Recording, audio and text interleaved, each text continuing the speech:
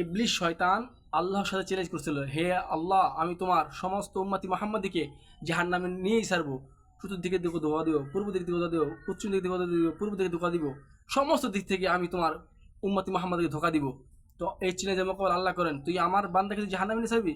আমার বান্দা দুনিয়ার জমিনে মৃত্যুর আগ পর্যন্ত গুনাহ করবে, হ্যাঁ, এবং কোনো না কোনো তাফসিরে গিয়ে, কোনো না কোনো মাহফিলে গিয়ে, কোনো না কোনো এক মজমায় গিয়ে, কোনো না কোনো এক এলেম শিখতে গিয়ে আমার বান্দা যদি তাহাজ্জুদের নামাজে দাঁড়িয়ে চোখের থেকে 2 ফোঁটা অশ্রু বের করে আমার ওই জাহান্নামের ভয়ে কান্নাকাটি করে, আমি ওই তোমার আল্লাহ রাব্বুল আলামিন ওই সমস্ত বান্দাদেরকে মাফ করে দেবে ইনশাআল্লাহ তাআলা।